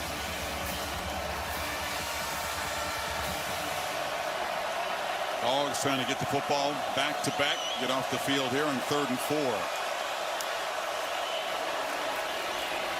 Ball is out, throwing it in traffic, incomplete. Warner tried to squeeze it in there to Mann, and Starks made the play, and it's 4th down. They went with that bunch formation. They use that quite a bit. Tried to sneak the back ball out of there, but unable to hit it. Georgia pretty good coverage there. You can imagine Kirby Smart at halftime, the energy that he talked with to get this team to lock in, understand what they need to do to be able to come back. I mean, one of the most intense, most competitive head coaches that there is. Is this the same team that we saw clobber #1 Texas in Austin? I have a theory on that. Crawshaw boots it deep. Starks with a chance, and close him down and knock him down at the 29, a 52-yard punt. Yeah, Carson Beck's going to come out here to start this second half. If you're just tuning in, it's been a little bit of what we've seen at times this year, making poor decisions and forcing the football into tight coverage, especially this one where Gates stepped in front of. There were 2 Gators that could have picked them off. And then another near pick would have been the 3rd in the first half. You can see how frustrated he is. See what kind of adjustments Mike Bobo and this offensive staff makes. He's getting under center right here. They want to run the football. And they're going to start without Etienne. Holly just reported will be Frazier. Yeah, the running game didn't really get going in the first half. Just 55 yards on the ground. Frazier has a little crease. and accelerates for about 12. See, that's what I thought we were going to see more of. They talked about how when they self-scouted it during the bye, they felt that they were too pass heavy. They wanted to be able to go back and run the football. It's a nice little zone play. Opened up nicely. That right side is powerful. Georgia's banged up in that running back room. Branson Robinson. He has a chance to return later. He has an MCL sprain. ETN out there. It's Frazier and Cash Jones. Going to carry the load right now. Yep. I'll tell you, when they do want to run the football, that is a physical, big, long defensive line that they're running into. Probably the strength of this Gator defense, like most SEC teams, is up front with the depth they have. Back on 2nd and 9. Hit as he throws. It's wobbly, and it's picked off again. Jack Pyburn there to pick it off, but Grayson Howard leveled back and made it a crazy, easy interception that time. Wow, they brought the pressure, and I thought he might have a little bit of a feel for this pressure, but instead he just doesn't see it or feel it. It's the AT&T clicker, and watch this pressure. He comes clean. He hesitates for a second. I think that's what made the offensive line. They take 2-on-1. They got the big guy, but the backer comes clean and hits him. Ball's in the air, and of all people, it's Jack Pyburn, like you said, who's a defensive end, that ends up dropping into coverage on that zone pressure, makes the pick. The big fella showing some athletic ability there. Look, plays with so much emotion. And the Gators in midfield trying to add to the 7-point lead.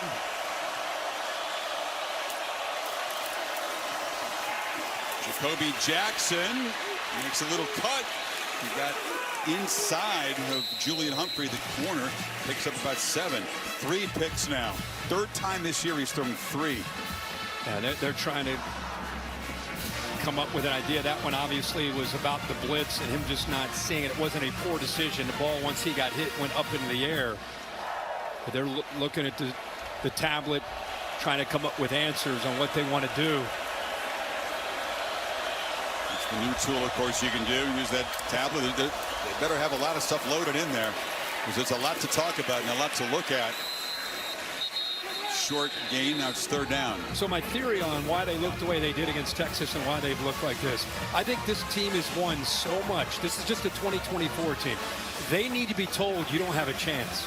I think you're going to lose at Texas. To get them to feel, remember Kirby, the emotion that he had after that game? Everybody picked against him, all that fire. They came into this game, you're going to kill Florida. Is that still a rivalry? I just think they lose their edge because they've won so much. Not playing with that same edge today. At least not yet. And the quarterback, Warner, tried to keep it. No chance on that zone read. The running back was going to get gobbled up, and then Everett knocks down the quarterback for a loss. It'll be 4th and 4. Yeah, he's reading Williams. He makes the right read.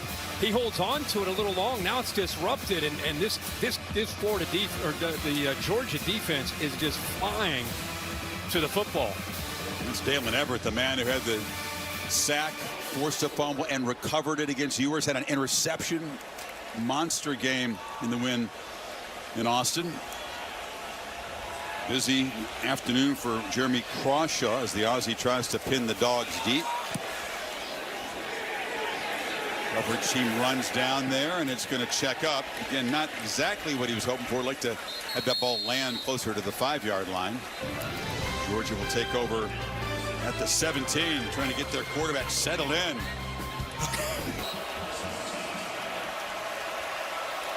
See what Georgia does to get this thing into rhythm. With this offense, it can be at any moment. This Gator defense feeling it. Is a reverse. Smith trying to get the edge, and Arian Smith is knocked down hard. Flying to the ball is Jordan Castell, the safety. Boy, Castell, he came up. He gets hit, makes a huge hit. That's how it sounded. Big one. Smith popped up, Castell down on the field. So Bobo going to the end around, trying to get an explosive, one of their faster players. Yeah. Looked like most of that contact was right on that right shoulder for Castell. sophomore safety, one of their top tacklers.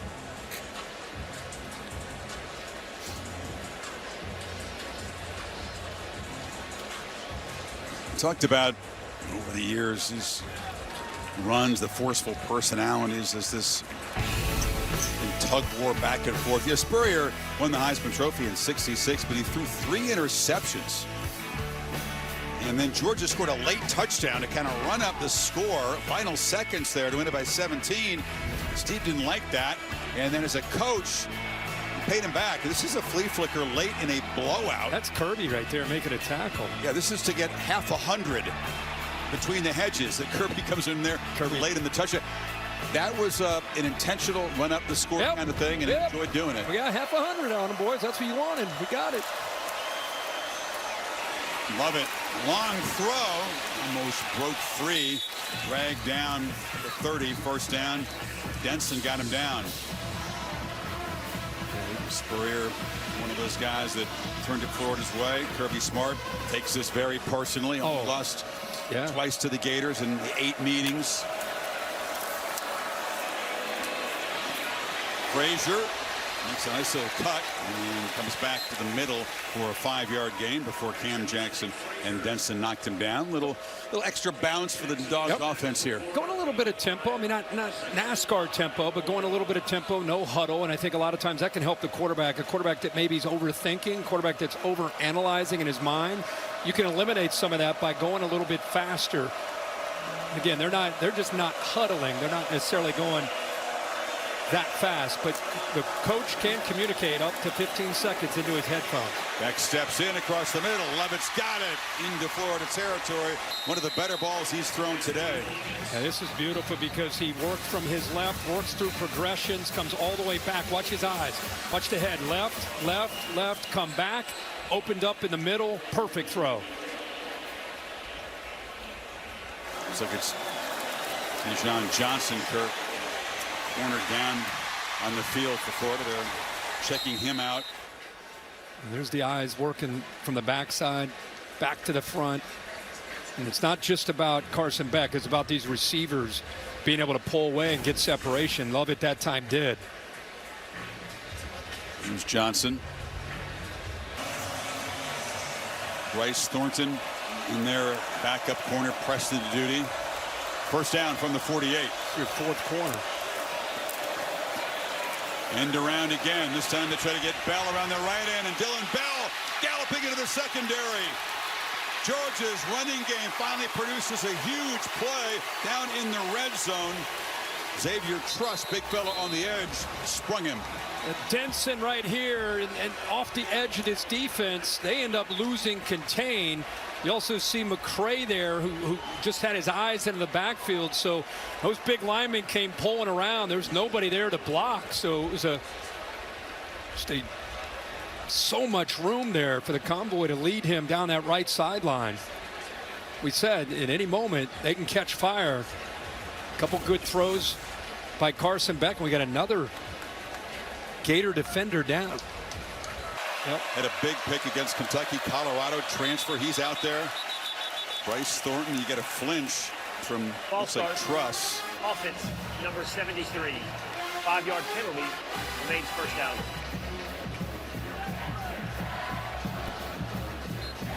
There's a limit to next man up, isn't there? I mean, wow. Is this defensive depth being tested? Looks like Jordan Castell back on the field now.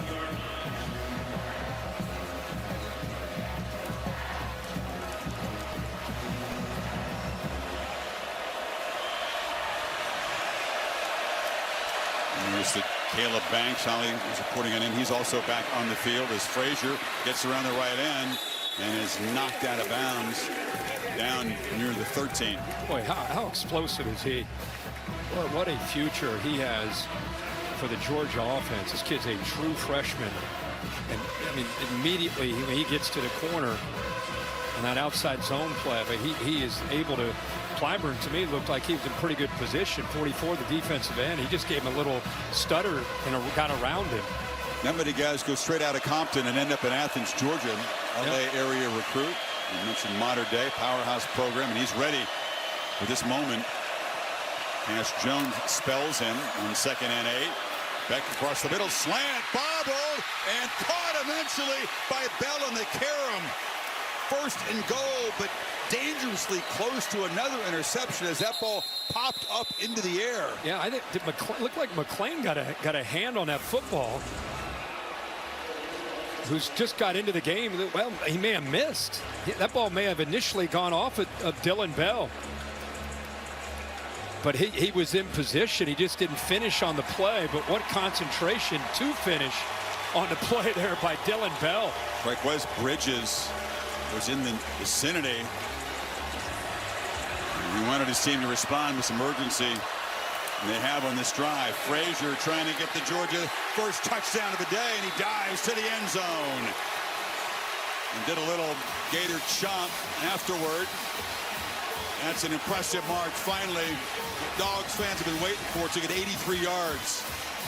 Well, this is what we've been looking for. Combination of being able to run the football when you want to. Here's the progressive pylon cam. Make sure he stretches it across. Easily does. Combination of being able to run the football when you want to, and also Carson Beck having a nice drive there, making good decisions and making some accurate throws. The result of the play is a touchdown. After the touchdown, unsportsmanlike conduct, offense number 3 for taunting. They got him at he did the Gator chomp on the kickoff afterwards, and then the old throat slash. We've seen other teams over the years do that. That's a no-no. He's from California. He's learned how to get after your arch rival. Yeah, there's Walker putting his armor on him as a veteran. We're going to have a heck of a second half here. Woodring ties the game midway 3rd quarter. So, quick look at what drew the flag. Kirby not happy about that, but he's happy about the job that he did running the football on that drive. Yeah, that's a no-no. Deadlocked at 13. Dogs have gotten even. Remember, this is how the day started for Carson Beck. Just throws it up in the air. Interception there by Devin Moore. That set up a touchdown. And that was the next play after the takeaway, as a matter of fact. Gators took the lead. This is the injury to Lagway, a key moment of this game. A turning point in the game. Obviously, you lose the guy that's been so responsible for the change in your identity as an offense goes down, but they were still able to get a field goal running the football down the field in outside zone play. But you knew it was a matter of time till Georgia would get things going, and they have to tie this game after that nice drive. Beck 4 for 4 in the drive, Kirk, but it really was Bell, the 33-year-old end around, got it going, and then he made that juggling catch, set up down at the 2-yard line. So backed up 15 on the kickoff. There's a chance for a return here. And Jackson, the running back, is going to get out across the 30. That's why Kirby Smart was so upset with his running back for that personal foul. Gators get pretty decent starting field position. But I'm starting to worry about maybe this field, guys. This is a lot of injuries that we're seeing here today. We could take a loose turf issue. We'll circle back on that. They fake it to Baugh. Warner on the roll and just throws it into the bench. Just complete over there. Raylan Wilson was chasing him. A really good job of staying home that time and doing his job. 1st and 10. They try to naked, go back the other way, but he shows good discipline. But this Georgia defense, just like against Texas, go back to that game. What did they do so well? They got Texas in a lot of 3rd and longs. Texas that night, 2 of 15 on 3rd down. Tonight, Florida, 1 of 9 on 3rd down. Makes a play like this very important in 2nd and 10. You would not like their chances with Warner to convert on 3rd and long. They just run a toss sweep, and then some hard running by Baugh, who picks up about 9. But we've been seeing Frazier, the freshman, on the other side. They're going to go tempo here to try to get them, prevent Georgia from getting the right personnel on. But we've seen so much of Frazier, but Baugh also showing us some impressive moments today as a freshman. And he's got it. Had to bounce it outside. Had to dodge. Michael Williams was in the backfield. Got around him. Williams thinks he was held. There's no flag, and it's a first down. What a jump cut there. I mean, there was nowhere to go on this run that's designed to go in here, but he bounces this thing outside. I'm a little bit surprised Starks squeezes that instead of staying out wide, just in case he bounced that out there. You can see why Williams was complaining. A little tug of the jerseys. He tried to get to that edge.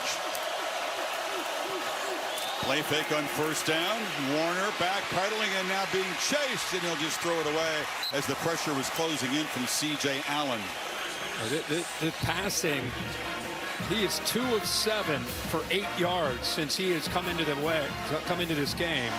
Obviously needing to try not to lose it on offense, being conservative, trying to be smart, but nothing right now. They're very one-dimensional running the football.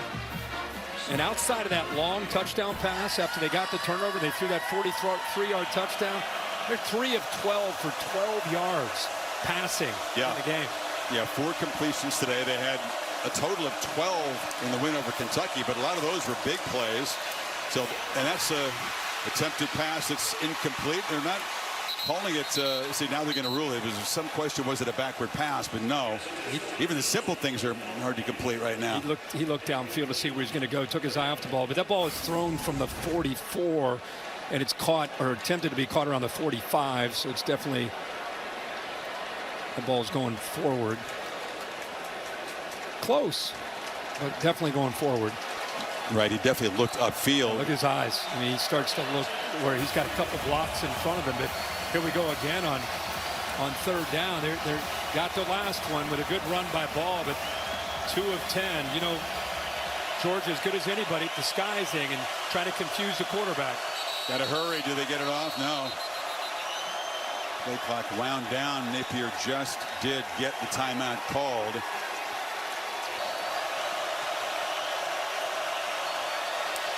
Dogs do bring some pressure. Warner on the move, slings it high, and it's complete for a first down. Elijah Badger finally involved. How do you do, Mr. Warner, on 3rd and 10? They move him in motion here. He'll work up, then back out. He's matched up man-to-man against Dalen Everett.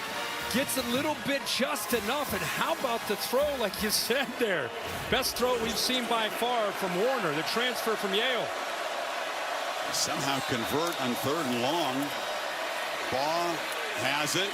And he's hammered as Dan Jackson came up to fill. They grabbed him low and high, gained about a yard. Jackson out here bringing him some fire. That's what he's known for. 6'1", 195, fifth-year senior, plays with a ton of emotion. We talked a lot tonight about out the whole first half because of the targeting call against Texas. Finally gets into this game, and if they run the ball, you'll see 17 coming downhill in a hurry. Just respected around the SEC guy. Came to Georgia as a walk-on. No offers out of high school except Air Force. That was it.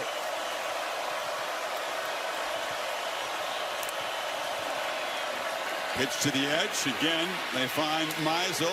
He is closed down quickly after picking up a couple. C.J. Allen and Aguero got him, so it's 3rd and long again, Kirk. This Georgia defense is playing at a very different level right now.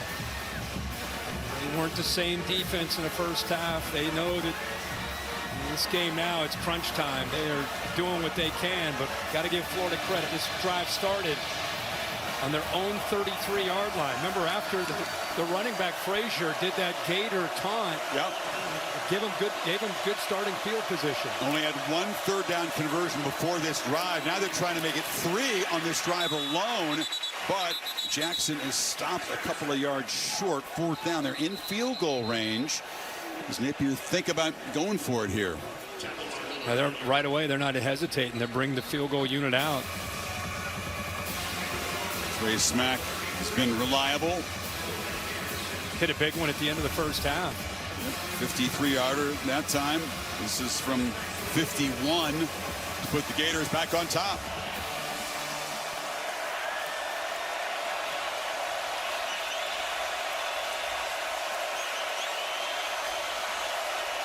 Oh, the snap on the ground. Disastrous play. Still rolling around. Dogs trying to scoop it up. It's still alive. and a special teams disaster for the Gators when they're trying to take the lead. Instead, set the Dogs up deep in Florida territory. It's a bad snap. Lowe gets away from the holder. Rocco Underwood was the snapper. My goodness, they've been so reliable in this department. The efficiency of the operation at the end of the half. It's a ground ball under the mitt there. Yeah, ball was just low. And then it became a scramble. Crawshaw looked, I mean, he obviously is just trying to make a play on the football. Georgia trying to turn it into a touchdown. Instead, sets up back at the 36. And Georgia see if they can capitalize now on this big opportunity. Momentum. Wearing red right now, and this Georgia crowd has come to life.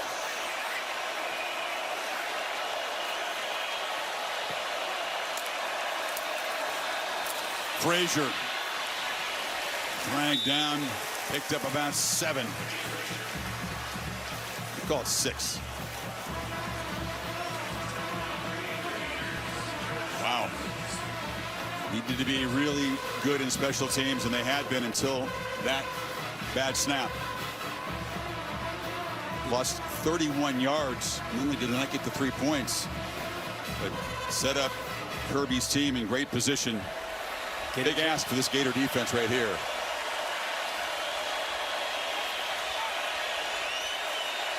Jones comes in motion. They fake it to him and back, flips it down. Rosick, the tight end, slipped out, and it's a first down. Great job by Beck anticipating he's going to get pressured off that edge right away from Cameron James, and he did. Because he got in there so quickly, he had to get the ball either around him or over top of him. He elected to change that arm angle and work around him, but he had to do it in a hurry. Once he got the ball out there, his first down yardage to be had by Jurasek.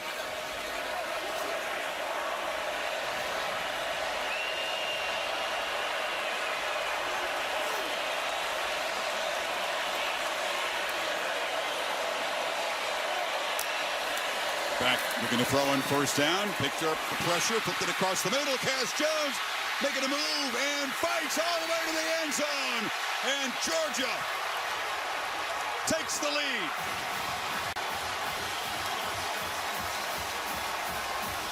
Get into the groove, and they've certainly done that the last couple drives.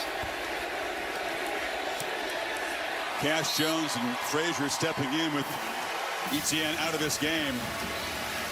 Dogs up by 7 now. Cass Jones is so dangerous out of the backfield. He'll get matched up right here, one-on-one. They just clear it out. It's a one-on-one. Everybody else in man coverage. Look at the move at the top of this route. Give him a little shake, a little bounce, and then into the inside, being able to beat Shamar James, and then the physicality there right at the goal line to get it across for the touchdown. Broke 3 tackles. Did. Right there from James, keeps the balance, shows you that strength, and then lowers the shoulder, goes through a couple safeties. Great play by Cass Jones. And again, I keep saying it, but I'm just incredibly, anybody who loves college football, you got to be proud of a guy that faced adversity. It hadn't been a great day for Carson Beck, but he hadn't shied away from it. He's kind of stayed in this battle, and these last 2 drives, he's made some big throws, and more importantly, been a good leader. Cass Jones, another guy who's stepping up. Injuries all over that Georgia running back room. At the beginning of the year, you wouldn't have figured Cass Jones was going to make a big play to go ahead of the Gators late in the 3rd quarter. And the other stuff going on Tuesday night. Oregon, number 1 in the AP poll, leading Michigan at the moment. Now it's loud. And Aiden Warner trying to manufacture something here. Jacoby Jackson, who's about their 4th running back on the depth chart, stepping in to make a play. Mikel Williams got him behind the line. That's a 6-1 defense. They have 6 guys at the line of scrimmage, and that creates one-on-one opportunities for Mikel Williams and Walker and company. You're not going to win. If you don't have an ability to throw the football, they know you're going to run. They're just going to stack the line of scrimmage and beat you one-on-one. Warner with an empty backfield on 2nd and 11, final minute of the quarter.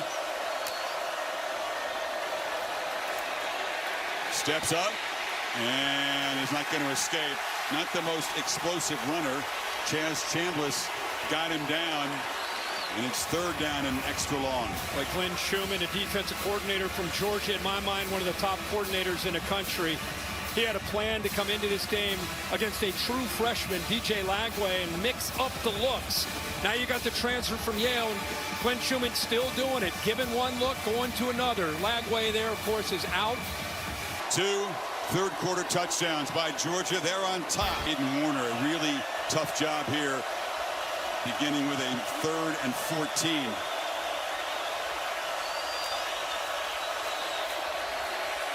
Warner looking for somebody, directing the secondary, and fires it into heavy traffic. The ball was tipped off the hands of C.J. Allen and falls incomplete. They're fortunate to send out the punt team here. And obviously, you got to be so careful making this throw. Anytime you're running for your life and you throw back into the teeth of that defense, you're flirting with disaster. So close to an interception that time from C.J. Allen, just got the hand on it. And then Starks almost dives for the interception. Starks at the 31 to receive the punt from Crawshaw.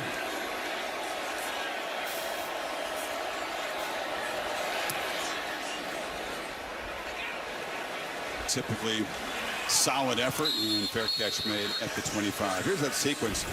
The Dogs had tied the game, but Gators got something going, and then this snap, instead of a 51-yard field goal attempt, they lose 31 on the play, and it sets up Beck and company. Lagway cannot believe that missed opportunity, and here's Cash Jones cashing it in. Yeah, and he's more than capable of making. What an effort here by Cash Jones. Get that touchdown. Carson Beck fired up. You know, he's capable. He made the 53-yarder earlier. Not only does it put you up 16-13, it maybe slows the momentum down. But the Dogs able to capitalize, 7-point lead, get the ball back now. They've been running the ball a lot better here in the second half. Figure to see more of that. Frazier dragged down. Did not get around the edge there. Justice Boone, one of the backup defensive ends, making the play. You know, Gators have shown a ton of grit. I think this team, they're shorthanded before the game, even before Lagway went down. They're without their best running back, their second best running back, their best receiver, their best corner. And that's a lot of guys to be missing facing a squad like Georgia. And then more injuries throughout the game on both sides of the ball. Trying to find a way to make a play to turn this momentum around. And it's going to be a steady diet of Frazier hammering downhill. You know what's impressive is that there's Lagway, of course, we keep talking about. There's the other injuries that Chris just touched on. More three of those defensive backs. But the important thing, if you're a Florida fan, I mean, let's face it, coming into the year, Billy Napier was being talked about by people about, is he the right guy? This season early wasn't great. They turned it around. Now facing this adversity in a rivalry game. But you know what? They're battling through it. I mean, they're competing, which is really what you want to see from any team. Shows the respect they have for their coach. Beck trying to throw for it on 3rd and short. Instead, he's sacked. That's a big play for the Gator defense to get off the field there. Miles Graham, another guy off that depth chart, making a big sack. And again, look, they got 1, 2, 3, 4, 5, and they bring another. So they're just trying to create opportunities for these backers to come clean, and give them credit. They're not going away. Graham, the freshman, able to work, and I don't think Beck felt him or saw him until it was too late. So again, we just talked about Florida is here. They're battling despite those injuries. They do it again. It's the second sack. They've had the 3 takeaways. That's not a very good punt by Thorson Standards. It's muffed, but fallen on by DK. Marcel Reed and A&M after last week, they become one of the big stories. They'll be fired up. That'll be a good one to watch. First down handoff. That's Jaden Baugh. Middle for a couple of yards. What's it going to take to get an explosive play? Because it seems unlikely they're going to march down for a touchdown here in 10-12 plays. He obviously need help. You need a big play. His kick and throw it. It's just going to have to win a one-on-one battle on the outside. Right now, Georgia does not fear quarterback run anymore because Lagway's not in there, and they don't feel downfield passing. So consequently, They have loaded up against this run game, and they've given up -3 yards in this second half. Trying to run into a very heavy box with very talented players, and nothing there, as you might expect. Tyrion Ingram-Dawkins got him. Think about that. You go from having to respect the edge because of the quarterback run game with Lagway, who's now out of this game, and you don't have to worry about that threat anymore. That's another gap you don't have to worry about. So now you can just lock in on that running back. You're not concerned about the quarterback when they run the football. And you're not worried about downfield passing. Anything beyond 5-10 yards, you haven't really been worried too much about, so you just load up on everything underneath. Two tight ends shift to the right side on this 3rd and 7. Flag is out. Ball is incomplete. No one open over there. It was tight coverage on Burke by Dalen Everett. And we'll check the marker.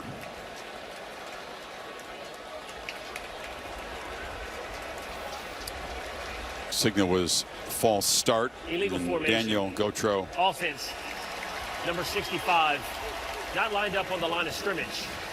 The penalty is declined. 4th down. They don't need to take that penalty. Florida will punt it away. Well, they now have 7 of their 11 drives have been 3 and outs. Think about that.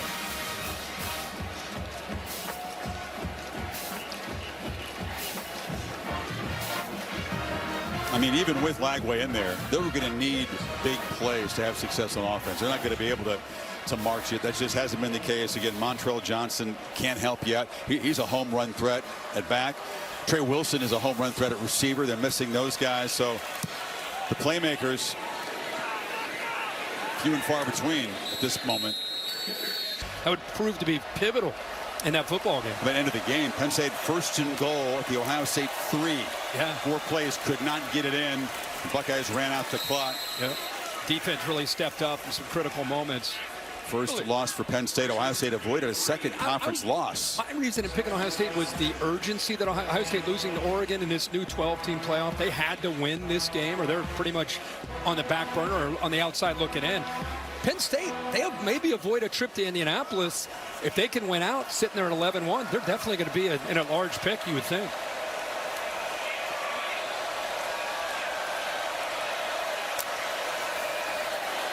Jones, who just scored the touchdown a while ago, tripped up after a short gain. It's going to be 3rd down. Denson made the tackle. I mean, it almost feels like with that momentum flip and 2 straight touchdowns, the crowd's kind of out of the game. Florida fans, a lot of them have left the stadium. It's a 7-point game.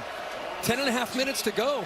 3rd down at their own 16-yard line. You're a pick 6 away from tying this game up. I mean, this isn't a 25 or 30-point game. 7-point game. First close game we've had in a while. They haven't been this close to even hanging with Georgia in recent years. Can they get the stop on 3rd and 5? Pressure comes, and it's incomplete. Miscommunication.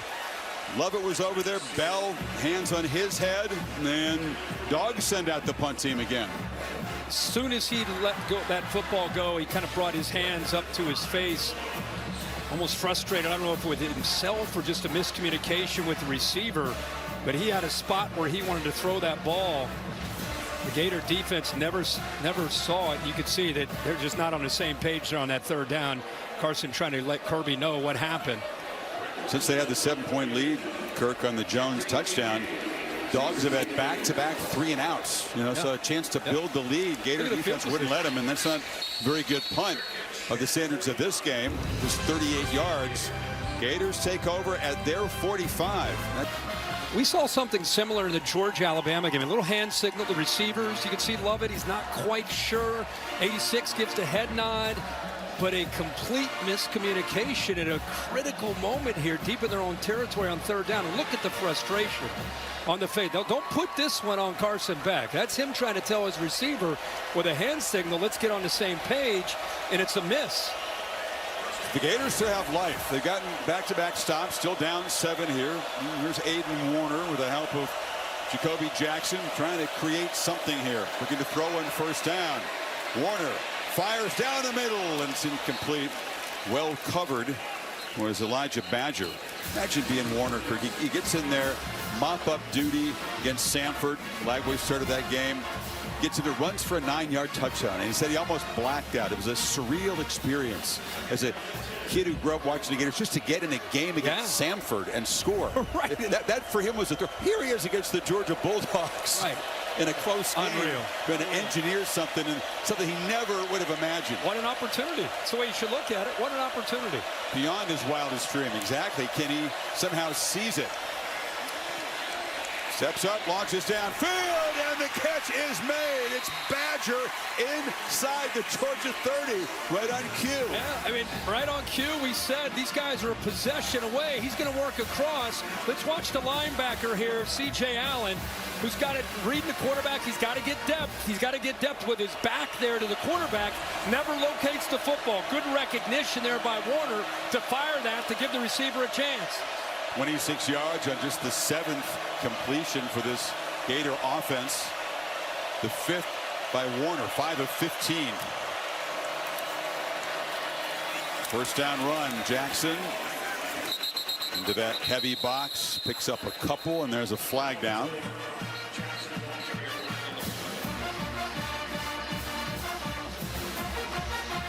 Personal foul, hands to the face.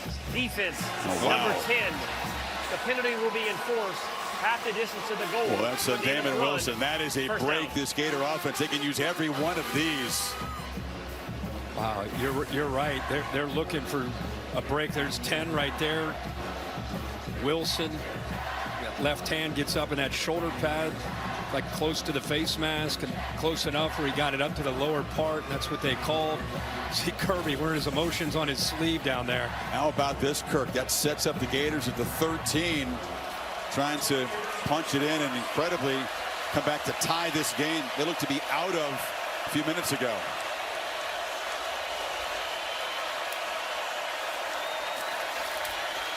Jackson again. A flag comes in as he powers forward in an area you'd suggest it would be holding. Yeah, definitely a hold.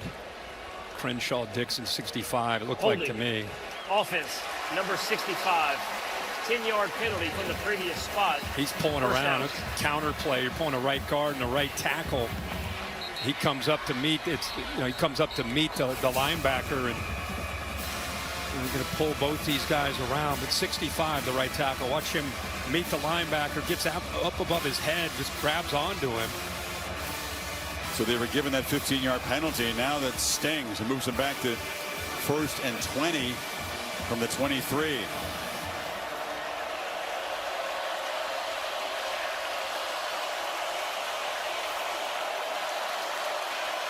Play clock at 1. Did they get it off? There's no flag for delay. Jackson powers forward. They maybe with a 1/10 of a second. That was close. Cut that off. I'll tell you that, they don't have Montrell Johnson, their leader, in this backfield today. We've seen a lot of Ball, the freshman.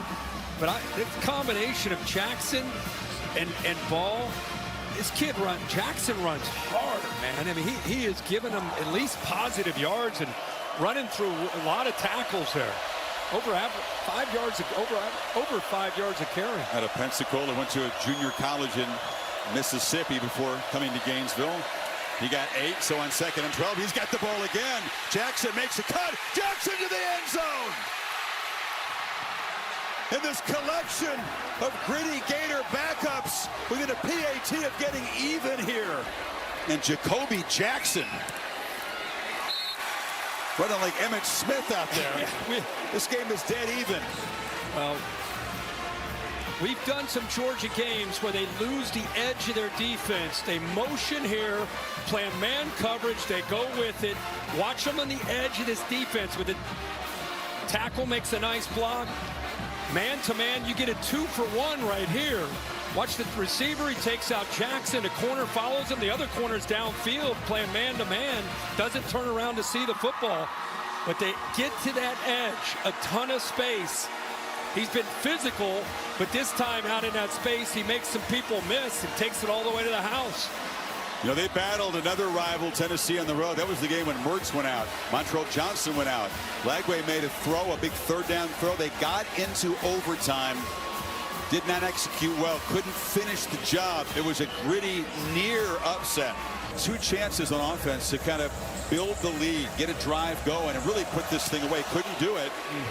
And all of a sudden, Florida has gotten even. And at the midway point of the final quarter, it's loud as it's been since the injury to Lagway. Pitch on the far side to Humphreys. Holly? Well, guys, Kirby Smart told me at the half that Trevor Etienne was going to try to play in the second half, but I have not seen him come in for a single rep. He's got a rib injury, and just keep in mind, he is their most explosive guy on offense, whether he's running the ball or catching it out of the backfield. 3 touchdowns against Texas. They are just missing his offensive energy. Just keep in mind, he is still out with that rib injury. It's frustrating for him, no doubt. Not able to fight through that pain, because this is a game that he's waited a long time for. Play against his former teammates. His 3rd time in this game, but he was in a Gator uniform the last 2. Now on the edge, Lovett makes the catch, had to reach back for it, and that got time there for Bridges to get there and drop him for a very short loss. Yeah, this is what you want. I mean, you need to be blocking out in front if you're Dylan Bell, but the football needs to be out in front of Lovett. This ball's behind him. You want to put that ball out in front. Little thing on accuracy, but you got a couple Gators right there. Poor block there by Dylan Bell. Who could Beck count on here on 3rd and 7? Just 2 for 9 on 3rd downs this afternoon. Gators trying to get the ball back. Walking a chance to take the lead. Walking that pressure up. Carson Beck trying to make an adjustment. Help with pass protection. Play clock at 3. They get the snap. Here comes the pressure. Beck steps up, delivers a throw, and it's on target. Arian Smith's broken free, and again, number 11 makes a clutch catch on 3rd and long. It happened in Austin, happened there for 34 yards. Armani McClain, a backup corner. This is the thing. When you bring pressure, if you don't get home, you're leaving your corners isolated against some really talented receivers. Beck's got time, waits for his man to work to that out to the corner, and delivers clutch in a clutch manner there on 3rd down. 2 guys involved in the catch and the tackle went to Lakeland High School. Different ages, but same high school. Polk County, Florida. What a play. So Beck off the play fake, trying to throw in 1st down. Rolls out and fires along the sidelines. That was Lawson Lucky, and they're going to rule it a catch. It's a 1st down. This is a terrific job by Lucky, who is here. I want you to just watch him and the importance in helping a quarterback out. There's his route. There's his route. Now he sees his quarterback's in trouble. He goes downfield, and then he comes back. Really good job of selling that upfield. Now the defender's lost. Then he comes back and has the awareness to get that foot down in bounds. Way to help your quarterback out there, Lawson Lucky. Great play. So 2 completions, and from 3rd and long, they're suddenly in the red zone. Frazier makes a cut and bangs forward for about 7, down to the 10. Boys, he run hard, man, and left side of that offensive line. Ernest Green. Micah Morris continues to bounce around from the right side to the left side, 56. He gets his body turned, makes that safety miss, and running with a lot of intensity. Across the middle, incomplete. Bell had a step, the ball was high, and he's showing his frustration. Well, this is a simple read, an RPO. Keep the quarterback's eyes. If he comes downhill, which he does, go right over top of him. See how he tackled the back? That's a great read. They just don't connect there. That's exactly what you wanted if you're Beck, to get that safety down. He just misses the throw. 3rd down again, they need 3.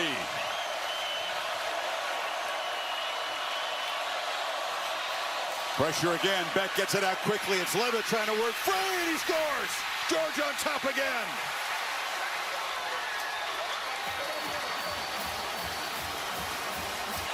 To the receiver, I just think of Ladd McConkey, how many times he ran this over the last few years, and now it's Lovett who's got to do it. I want you to see the block by Delp. Does just enough to help this out, because this was a little bit slower developing than it has been in the past. Here he is right here. Watch him make this little block right there. See how slow this play takes a little bit of time because he's looking left, selling it, and then comes back to the right. Nice little block by 4. Ratledge downfield, picks up a block. How great is it to see 69 in red, who's been down with an injury. There he makes a big block. It's a staple in this Georgia playbook. They call it at the right time against that blitz from Florida. Shakes one would-be tackler, and Lubbock gets into the end zone. Throwing the picks, he's making some decisions that make you go, what the heck's this guy doing? But he's fighting through it, and when these games come down to moments where you got to make a play, he's making those plays. Gators now 3:56 once again, down 7 once again. Aiden Warner, Jacoby Jackson, and this team of backups, and the Gators trying to find a way to create some magic here and get even. Warner on the run, throw an interception. He threw it right to C.J. Allen, and the Dogs set up at the 13-yard line. And that is a fairy tale killer. If you're the Florida fans, there's a flag down. After the interception, personal foul, tripping on the passing team, number 16. The penalty will be enforced half the distance from the end of the run. First down, Georgia. Listen, it's easy to sit up here, right, especially with a young guy who's transferred over from Yale, who's doing a heck of a job of managing this thing. Backside, when you run a play like this, you got to see it, and you got to get it out early. Right here, he can make that throw. Right there, look, you got a double team right here. That's a gone. Look backside, and you can make that throw earlier, and he had a chance. Into the boundary, you hold that ball, and again, he's inexperienced. You understand why, and he didn't look backside until it was too late. He found him, makes the throw, and the athletic linebackers from Georgia, it read his eyes all the way, and by the time he was too late, they make the pick. C.J. Allen's turn to make a big play. It hasn't been the more heralded stars on this defense that it hasn't been Michael Williams and Jalen Walker. Yeah. And now Frazier trying to get around the edge is shoved out at the 4, but guys like C.J. Allen, who's a backup all last year, kind of developing and growing and waiting for his chance.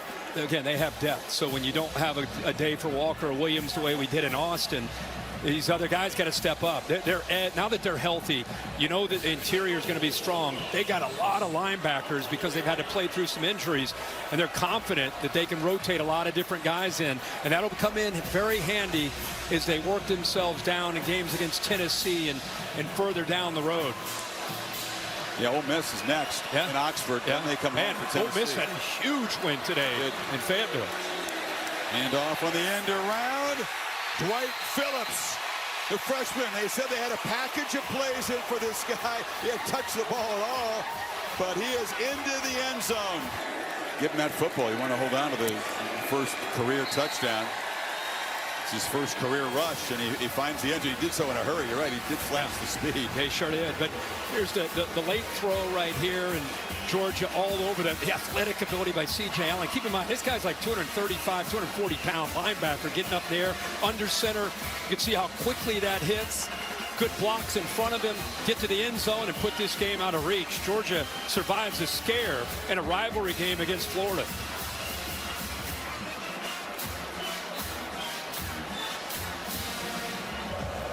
We know we're going to keep following Georgia and what they're doing the rest of this year. We probably won't see Florida a lot. So you can check out your team's chances of making the 12-team bracket. So 2 touchdowns in a minute for the Dogs. Just about put this one away. Handed off to Jaden Baugh. Meanwhile, for the Gators, Kirk, this is just a brutal gauntlet. We talked about this 4-game swing. All they got to do next week is go to Austin, Texas, without DJ Lagway, apparently. And then, they got LSU at home, Ole Miss at home. Yeah, tough grind. Yeah. We knew that when this season started. Now the injuries have mounted. You're going to be playing with your 3rd-string quarterback probably the rest of the way. Although this kid's played hard, played smart, it's just going up against a really talented football team. I just want to say one last thing before we don't get a chance to say this about Carson Beck. This doesn't make up for the decisions that he made. Some of these interceptions, he's going to go back and look at the film and say, geez, what was I thinking? 2 minutes to play as Gators try to convert here on 3rd and 7.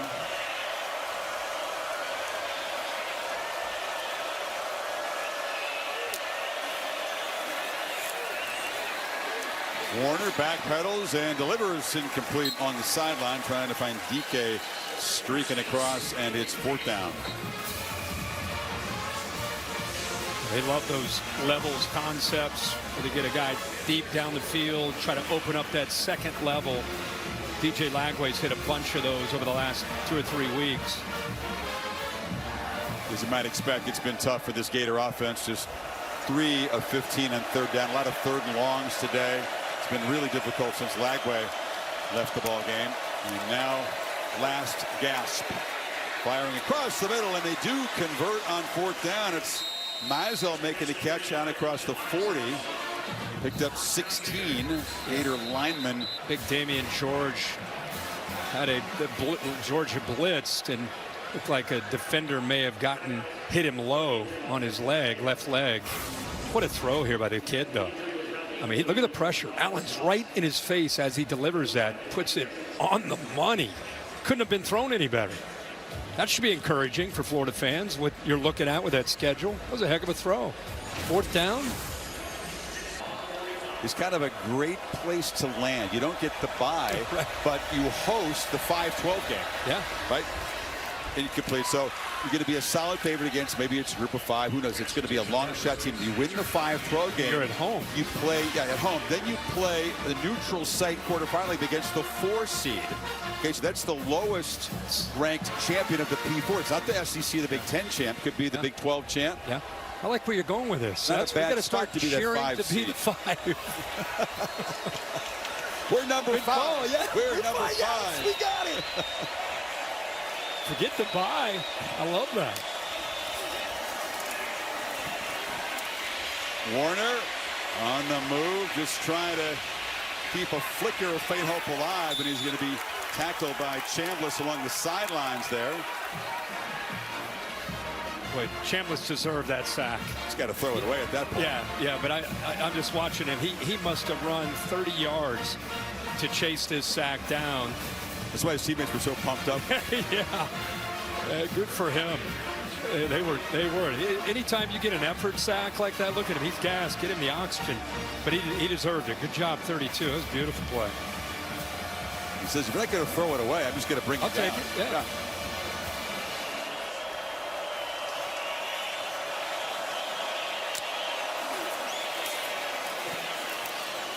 It's incomplete.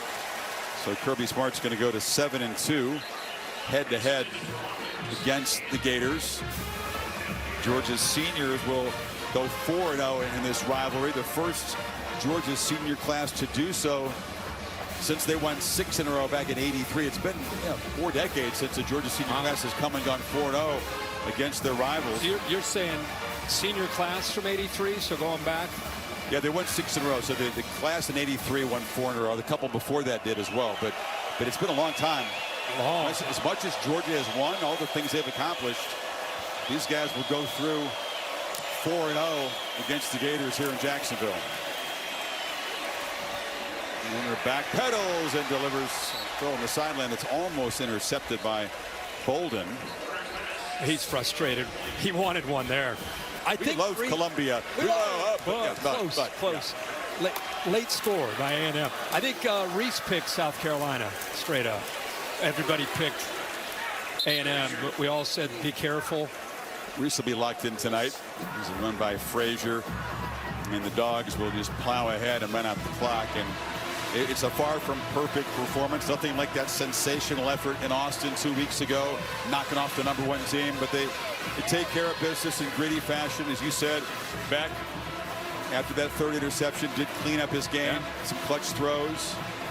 I love seeing Kirby down there. He pointed to his, say, hey, let's play smart. Then he holds his hand over his heart, talking about playing with heart. And this is a grind. This is another chapter in the 24 season for Georgia. and lessons to be learned and film to be studied and try to get ready for the stretch run. They blasted Ole Miss a year ago. It was a beatdown. Now they got to go to Oxford. What do you think about this? What Ole Miss did today definitely caught their attention. Looks like the Rebs got things on the track, and Fayetteville put a ton of points up. So Kirby won't have a hard time getting the attention of his defense this week. Georgia wins it. Boy, our hearts with DJ Lagway, who appeared to suffer a pretty significant hamstring injury. Certainly hope that the news is better than we expect it to be. 34-20 is the final. Such a disappointment for that guy after a promising start.